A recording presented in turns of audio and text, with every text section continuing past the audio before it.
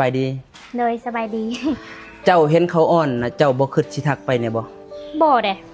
เจ้าบ่คิดฮอดเขาจังหน่อยเนี่ยบ่บ่คิดฮอดเลยตั้งแต่เลิกกันไปกะไปมีผู้ใหม่เลยค่ะนะเจ้าคือมีไว้ตายแท้อีห่านี่อ้าวด่ากูแลบหานี่ขอโทษเอาเจ้าบ่คิดเนี่ยบ่ว่าสิทักไปถามว่าถามไทยบ่ทักดอกสัวปันนั่นเขาก็อาจมีมุมดีบ่ที่เจ้าซัวหั่นเด้เขาก็ยังรับได้เจ้าบ่ได้บอกหันบอกนี่เขาก็ยังรับได้ทุกสิ่งทุกอย่างที่เป็นเจ้าเขาก็ยังรับได้บ่ที่เขาเฮ็ดเจ้าคือรับบ่ได้เอาก็มันรับบ่ได้เราสิให้รับได้จังได๋ก็ควรสิเปิดใจสิกันบ่เปิดปิดเลยให้ผู้ใหม่ผู้ดีกว่าก็ให้โอกาสเขาแน่บ่ให้เจ้าบ่เคยฮักเขาจักหน่อยเด้บ่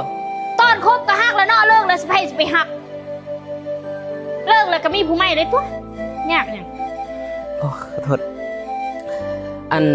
เจ้าบ่มีความคิดฮอดจ้าบ่เลยบ่คิดฮอดเลยเลิกปุ๊บกับมีความสุขแฮปปี้เอาผู้ใหม่เลย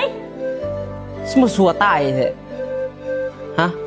สมสัวตายแท้มันยิ่งนู่นนี่ปะขึ้นดิตีสิมาขึ้นอีหยังอีกขึ้นว่าความรู้สึกมึงเป็นของลินบ่แล้วมึงด่าคือหยังก็ขอโทษอยู่ใน TikTok เจ้าเห็นภาพหูบคูน้ำกันนะเจ้าบ่ได้คิดว่าอยากกลับไปคือเขาคืนดีน้ำเขาเนี่ยบ่เลยอยากลบทิมเลยสั่งขี้หน้าแม่โธ่เจ้าคือเว้าเนี่ยนี่ให้กูเว้าแนวใดเจ้าก็บ่คิดฮอดติก็มันบ่คิดฮอดเจ๊บ่ว่าคิดฮอดได้จังได๋รีวิวเด้มายามใดก็ด่าเอา